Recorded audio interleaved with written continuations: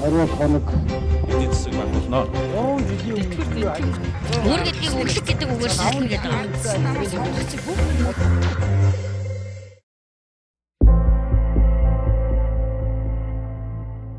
Эдийн засаг хямарсан, иргэдийн амьдралд оройтсон, худалдан авах чадвар муудсан, өмсөх хувцас эдэх хоол танагдсан гэдгийг улс төрчид бус энгийн иргэд өөрсдөө хэлнэ. Хэлэх бус тэдний амьдралаас бодит байдлыг шууд харж болох юм. Ажил хий гэхээр нас өндөргээд ажилд авдаггүй. Тэтгэврт гарья гэхээр нас нь болоогүй. Ингээд завсрын харьяалалтай болж шил лааз түүж амьдарч байгаа иргэд ч Улаанбаатарт олон байна. Чингэлтэй дүргийн иргэн мөнх учир уг нь бол сантехникч мэргэжилтэй. Дээр хэлсэнчлэн 40-оос дээш настай хэмээн нийгэмд алагчлагдан ажилгүй байгаа. Охинтойгоо хоёулаа амьдардаг учраас өдрийн талах грамын гурилбуудаага шил лааз түн болгодог байна. шил лааз түгэл амьдарч. За өдрийн 5,000 заасны юм дүүд юм. Ямар ч үсэн 2 жижиглэн нэг талах. Нэг хайрцагтай. Тэг ерөнхийдөө жоохон гурил аваад байгаа шүү дээ. Одоо охин маань 22 тоо оюутан. Тийм амьдралтай. 3 жилийн өмнөхтэй харьцахад шал өөр болсон шүү дээ. За 5 жилийн өмнөхтэй харьцах юм бол одоо нөгөө бэлэн гомн байж за хужаагийн бэлэн гомн юм л да. Тэр чин 5 жилийн өмнө 150 биш. Одоо бол 400. Бараг 500 болцсон байна. 450 ч өнөө дэмэрхүүл үнэтэй болсон. Юмны үнэн нэмэгдээд байдаг. Дарга нар одоо юу хийд юм бэ? Дандаа миний үеийнхэн төрийн толгойд байдаг шүү. Ихэнх нь эднэрийг бол ойлгодгүй шүү дээ. Хавааж идсээр байгаа дуусгаас ч. Одоо нэг 2-3 жил болчихвол тэтгэврт орлоо. Яг хавд юу хийх юм бэ? Намаг ямар харуул мананд болохоор намаг авахгүй. Тэгээд төгссөн боловсрал гэхээр за яах вэ?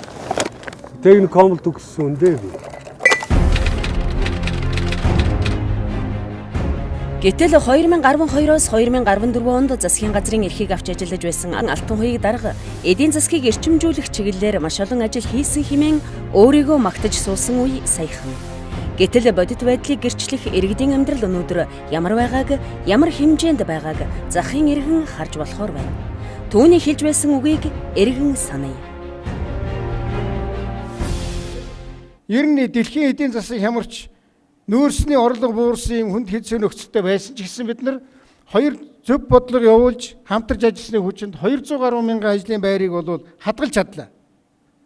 За манай хөдөлмөрийн яам маань зөв зохион байгуулалт хийж эртнээс ажилласны хүчинд 51 мянган ажлын байрыг шинээр бий болгож чадлаа. 20 мянган иргэн орон сууцтай болсон. Барилгын салбар 2 дахин өссөн. Эдийн засгийн өсөлт 12% хүрсэн. Мал сүргийн тоо 45 саяд хүрлээ. Хүн шиг амьдарч ус шиг хөгжээ. Баярлалаа. Иргэд өнөөдөр хүнсний бүтээгдэхүүнээс өөр зүйлд мөнгө зархаа болжээ. Болохоос өөр замгүй. Халаас нь илүүчлэх боломжгүй.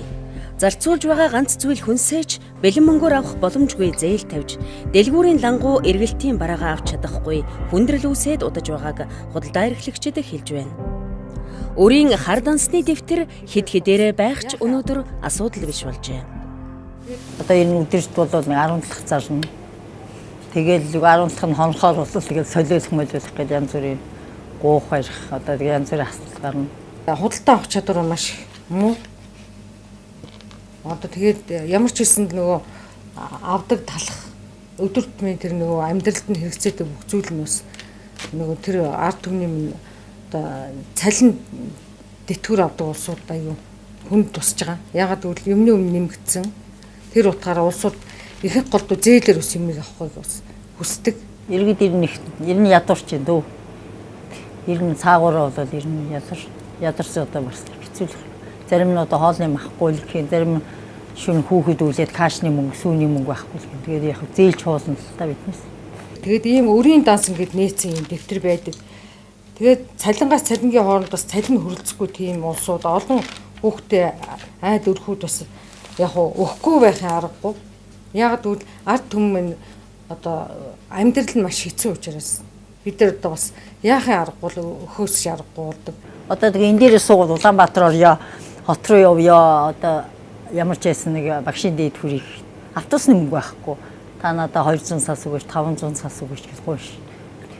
Тэгэхээр за одоо яах вэ? Одоо орой ирээд үгээрээ л гэн заримдаа тэгэл өгч байгаа, заримдаа байхгүй. Ирж байгаа бараанууд маань бидний захиалгыг өдөр тутмдаа авдаг, ирдэг. Тэгээ бид нар бол хангалттай бас авч чаддгүй. Ягаад гэвэл яг энэ ард түмэн маань ингээд өөр тавьсан. Өөрөө ингээд бидэрт зөөгдгөө. Өрийн даасны хар дэвтэр маань ингээд зузаараад байдаг. Тэгээд ингээд ихэнх голдууд энэ тэр мөнгө бол өрний дэвтэр дээр л бичээтэл байдаг л да. Тэгээд бас л бид нар бас бараа авах чадвар бас хүмүүс ингээд болоод байна. Хүн бүхэн л ер нь өөрсдийнхөө амьдралд одоо ард түмэнд хэрэгцээтэй бүхнийг биднээс бага хэмжээгээр л худалдаж авахыг л хүсдэг л дээ.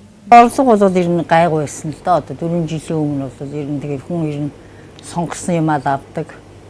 Тийм цалин мэлний хүн дэр одоо голдуу барилгын ажил их гараад барилга манай захаа оролдогч барилгын ажил их хийдэг хүнсээ хар ажил их хийдэг хүнсээ их байдаг шүү дээ. Тэгээд тэр улсууд чинь цалин мөнгө өдөр авдаг гэсэн. Одоо барилгын ажил бүр мөрсөн зогссон.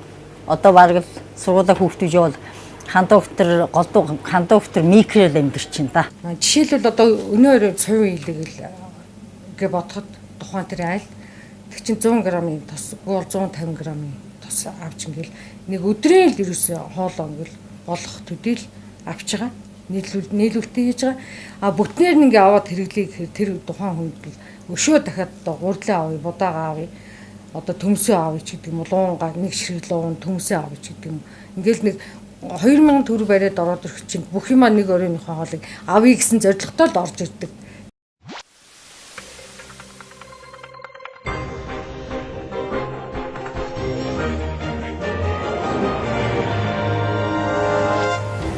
Эдийн засаг байх болно. 3 жилийн өмнө Өөр гэдгийг өглөг гэдэг үгээр хэлгээд байгаа.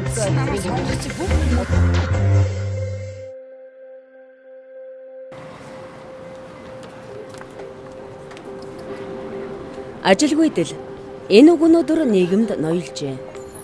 Ажилгүйдлийн төвшин өнгөрсөн онд 8.3 байсан бол энэ оны эхний байдлаар 11.6 болон өсжээ. Гэтэл засгийн газраас авч хэрэгжүүлж байгаа арга хэмжээ нь ажилгүйдлийг нэмэх байв.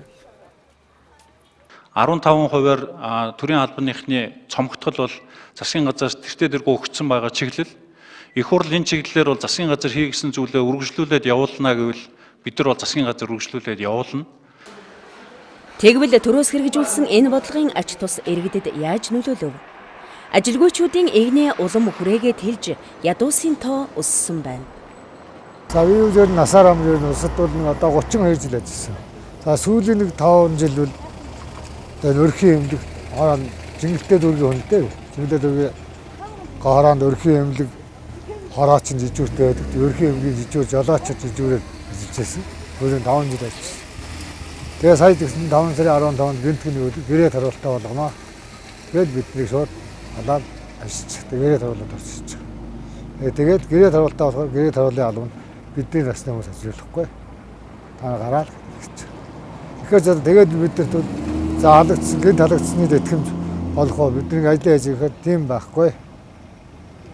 Яг ээлжиж амралтыг өгнө. Бас нэгнээс.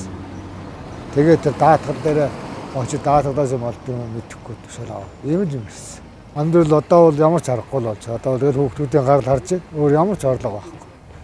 Одоо гараач автобусны мөнгө байхгүй л болж шүү дээ. Тэтгэврт гараа ихээр одоо нас болоог. Тэгээ одоо ажилд орохоор одоо 50 би одоо 57 орчих. Тэгээ одоо намайг авах газар байхгүй. Тэгвэл цалин тэтгэвэр тэтгэмжийн хувьд аваад үзье. 2010 онд төрийн албан хаагчдын цалин 30%-аар нэмэгдэж байжээ.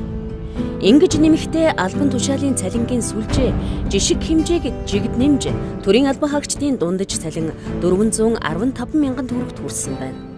Мөн 2012 онд төсвийн тухай хуульд нэмэлт өөрчлөлт оруулах тухай нийгмийн даатгалын сангийн 2012 оны төсвийн тухай хуульд нэмэлт өөрчлөлт оруулах замаар төсөвт байгууллагад ажиллагчдын цалин ахмад наснуудын тэтгэвэр зарим тэтгэмжийг 2 дугаар сарын 1-ээс эхлэн нэмж байсан юм. Эдгээр хууль хэрэгжиж эхэлснээр төрийн албан хаагчдын албан тушаалын цалин 80 мянган төгрөгөөр мөн оныхоо 5 дугаар сарын 1-ээс 23%-аар нэмэгдүүлж байжээ. Ингэснээр төрийн албан агчдын дундаж цалин 630 мянган төгрөг болсон байна. Өндөр наснуудын тэтгэврийн хувьд мөн 2010 оны 10 дугаар сард 30%-аар нэмж бүрэн тэтгэвэр 129,600 төгрөг болж байжээ. 2012 онд мөн тэтгэврийг 2 үе шаттай нэмснээр ахмадуудын дундаж тэтгэвэр 2011 оны эцэстэй харьцуулахад 53.6%-аар нэмэгдэж 195 мянга болсон байна. Гэтэл үүнээс хойш өнөөдрийн хүртэл өнгөрсөн 4 жилийн хугацаанд ганцхан удаа нэмэгдсэн нь 2013 он юм. Нэг 230 цаасын тэтгэвэр авдаг. Тэгээ уг нь би бол олуулаад хүүхдүүд тусдаа гарцсан. Би тэгээ ганцаараа амьдэрлийн тэгээд надад бол үнэхээр 230 цаас чинь хөндлөл юм. Одоо ерөөсөө нэмэгдээгүй. Тэрийг л жаахан нэмчих. За тэгээд нэг ялгүй жилбэрэмээс гар нөгөө барааных нь нэмэгдээ явчих. Тэгэхээр бидний нөгөө тэтгэврс нэмсэн чим харагдахгүй юм байна шүү дээ. Дээгүүрээ баяжсан доогоороо ядарсан. Ард хүмүүс үнэхээр доороо ядарсан шүү дээ. Одоо тарин шинэ хүн нийлгэссэн. Баяач болно бол тэр мөнгөтөн болцсон. Тэр гадаад мөнгөө байршуулсан. Тийм л яхан биш дээ хөөг. Тэтгэвэр амжилт хүрдэхгүй. Хэцүү байна. Өгсөн би хоёр сэсгүртэй тэгээд зургуулаа амжилтыг. Тэгээд орон суусан дөрвөн байрын дөрвөн тэгээд хоол нэг хоёр охин сургууль явдаг, нийгэмдээ сургуульд нэг зүүн сургууль явдаг. Тэгээд тэрний мөнгө зүгээд зөөл хөрөлцөхгүй л байна шүү дээ. Бид нэр одоо улсад хийцэн улсууд одоо ингэ жаахан тэтгэвэр нэмэлт тэтгэвэр жаахан илүү тэтгэвртэй сайхан амьдрмаа л шүү дээ. 240 мянган төгрөгийн тэтгэвэр авдаг юм. Амьдрал хөрөлцөхгүй байна өө. Тэгээд одоо өндөр настай болохоор чи янз бүрийн өвчин ихтэй тэгээ эмэндээ чухамчваа хөрөөд тэтгэврээ зээлж авцаар эмийн авчих шүү дээ. 2 хөл явж болохоо. Тэгээс одоо тэр чинь 40 сая төгрөг тэгээд орж чадахгүй гадуур юм хэрэглээ. Би нөгөө хөргөний дэв байгаа юм. Хөргөн маань нэг ажилтай охин маань ажилгүй тэгэл одоо хэцүү яах юм шүү дээ. Гэтэл Монгол улсын ерөнхий сайд нь долларын ханш буун амьдрал сайжирна гэж ярьсаар өнөөдрийн энэ байдалтай залгаж байгаа юм. Ярихаас цаашгүй төр засагтай гэдэг нь эндээс тодорхой харагдаж байна. $80 ханш буурнаа. Хааны хөрөгтөө Монгол төгрөг чангарнаа. Монгол улс хүндрэлээс гарах үүс нэгтэн. Монголчуудын ахуй амьдрал дээшлэнэ. Эдийн засгийн хямралаас яаж гарах вэ гэдэг бол шинээр байгуулах засгийн газрын хамгийн гол одоо тэргүүлэх чиглэл болох нь бол ойлгомжтой. Тэгээд энэ чиглэлээр одоо бол нэгэнт ийм цаг үе ирсэн учраас парламентын судалтай бүх улс төрийн нам, улс төрийн намын бүлгийн явц зүйн эрх ашиг төр орхиж, улс үндэстнийхээ нийтлэг эрх ашигыг байж ажиллах цаг болсон байна л гэдэг энэ гол зарчимдэр тулгуурлаж явах болов гэсэн ийм бодолтой байна. Шинэ засгийн газар 3 чиглэлд гол ач холбогдлоо өгч ажиллана. Үүнд 1-р эдийн засаг, 2-р эдийн засаг, 3-р мөн эдийн засаг байх болно. Өнөөдөр Монгол улсын төсвийн алдагдал 640 тэрбум хүрсэн. Улсын нийт гадаад өр 22 тэрбум ам доллароос давсан. Банкнуудын чанаргүй зээлийн хэмжээ урд өмнөд байгаагүйгээр нэмэгдэж 900 тэрбумд хүрсэн. Ингэсээр байхад өнөөдөр амьдрал гоё байна. Эдийн засаг сайжирна. Өөр гэдэг үгийг өглөг гэдгээр солий зэрэг галзуу солиотой зүйл ярьсаар байх уу улс төрчдөө. Ухаарах цаг аль хэдийн ирснийг иргэдийн амьдрал албан тасалгаанд суусаар байгаа танд толдохгүй байна уу? Эдийн засаг хямарч өнгөө алдсаар байгааг, сөхөрч туйлдсаар байгааг улс төрчид өөрсдөө хүлээн зөвшөөрсөөр байгаа юм. Ер нь эдийн засгийн нөхцөл байдлыг илгээрээ хэвтэлцэх гэдэг хүн болгон мэдж байгаа. Энэ цаг үед 16 онд сонгуул болно. Сонгуулийн үед бол бүтээн байгуулалт гэхээс илүү улс төржилт явна. Энийг хүн болгон мэдж байгаа. 15 онд багтаад энэ оны одоо 2 дугаар хагас багтаад гол хуулиудаа гаргаад бүтээн байгуулалтынхаа ажлыг хийж чадвал энэ улс нэг сэргэн. Өөр найдлага байхгүй шүү. Өөр найдлага байхгүй. Энийг баяр зогт гишүүн олон жил сайд дарга хийсэн хүн бодож үзээрэй. Чадахгүй зүгээр ажиллаа өгөөд чаддаг хүнд нөгөөд яв. Бивэл сайхан бэлэг та хоёроос юм харахгүй бай. Энэ засгийн газрыг би сүнсгүй засгийн газрыг шарж байгаа шүү. Яг сүнс алга, хямар алга, сүлд алга танарт. Ажил хийх хүсэл тэмүүлэл алга. харагдахгүй шүү. Засгийн газрын нөхдүүд. Та нар нэг жоох нэг хямар сүлдээ өсөх тал дээр ажилдаа сэтгэлээс хандах тал дээр анхаарлаа хандуулаа. Явахгүй бай. Энэ цаас чинь зүгээр л нэг ердийн үед үйлдвэрлэдэг. Хэн ч уншаад нэг тийм утгагүй Монгол улс байхгүй болно. Эдийн засгийн дампуурна гэсэн цаас байна. За ард иргэдийн амьдрал ахуй угаасаа 4 жилийн хугацаанд дээшилсэн байх ёстой, агсан байх ёстой. Энийг толгоогоор хариуцах ёстой хүн бол Монгол улсын ерөнхий сайд бөгөөд түүний засгийн газрыг бүрдүүлж байгаа одоо хүнд хөнгөн араа болдог сайд нар байх ёстой. Тэгэхээр энэ хүрээнд дотор нь ингээд эдийн засгийн талаас нь аваад үзэх юм бол яг цэвэр статистик талаасаа бол баярлахаар зүйлүүд бол бага. Их сайн үзүүлэлтийн тэргээд бас зарим нэгэн тоонууд яриад байгаа маа. Жишээ нь одоо инфляц бол одоо 2 оронтой тоороо бараг төгчөөс инфляц бол өнөөдөр 1.1 хэдэн хувь дээрч ирлээ мэрлээ энэ төргээд яриад байгаа. Гэхдээ тэр бол их баярлахаар зүйл биш. Тэр бол сайн болоод гэж байгаа юм шиг. Харин бүр хитрхи сар болчихсон учраас тийм юм руу дагаж унжиж байгаа. Тийм унсан гэсэн тиймэрхүү юмнууд байгаа юм л да. Тэгээ энийг бол толгоогоор хариуцах хэрэгтэй хоёр хүн л байдаг л да. Монгол улсын макро эдийн засгийн байдлыг хариуцах хэрэгтэй хоёр хүн байх хэрэгтэй. Нэг нь бол Монгол банкны ерөнхийлөгч, нөгөөх нь сангийн сайд байх хэрэгтэй. Сангийн сайд байх хэрэгтэй. Эдийн засаг өнөөдөр ингэтлээ унаж, иргэдийн амьдрал мөлхсөн байгааг мэрэгжлийн субъектүүд ингэж харлаа. Нэг гол шалтгаан бол мэдээч хэрэг манай гол одоо нөгөө түүхийн эдүүд энэ дэлхийн зах зээл дээр бол бас төдийлөн өөрчлөлт нь бол бидэнд бол төдийлөн одоо таатай биш байна л да. Тухайлах юм бол одоо гол борлуулдаг бүтээгдэхүүнүүд маань хямдхан болоод эхлэхээр энэ нь бол нөгөө талдаа бол бас улсын орлого тийм ээ улмаар бол манай одоо үйлдвэрлэлд бол нөлөөлж байна гэсэн үг. За нөгөөх нь бол яг илүү дотоод одоо хүчин зүйл гэх юм уу тийм ээ бидний одоо өөрсдөөс хамааралтай шалтгаан гэх юм бол манай энэ засаглалын одоо чанартай л их холбоотой хуулийн орчны маань доктортой байдал нь ямар байгаа юм бэ тийм ээ. За энийг бол зөвхөн одоо гадаадын хөрөнгө оруулагчдын хувьд ч юм уу бас хэрэгжилж байна л да. Тэр ч үнэн гадаадын хөрөнгө оруулагчдын хувьд ч гэсэн тэдний одоо шийдвэр гаргах тийм ээ тэдний үйл ажиллагаа явуулах орчин өөрөө тодорхой бос байнгын одоо юм гэрээ хилцээр дахин одоо хянаастай эргэж хараастай тийм ээ өөрчлөлттэй юм байгаа нь бол нөлөөлж байна. Иргэдийн худалдан авах чадвар буурч, цалин орлого багассан Улаанбаатар хотын иргэд 8% зээлэнд, малчид малчны зээлэнд дарамтлуулсан байдал Монгол улсад хавтгаарчээ. Гадаад өр 22 тэрбум $, давж банкнуудын чанаргүй зээл 900 тэрбум төгрөгт хүрсэн нь Монгол улсын санхүү эдийн засгийн байдал ямар хэмжээнд хүрснийг тод харуулж байгаа юм.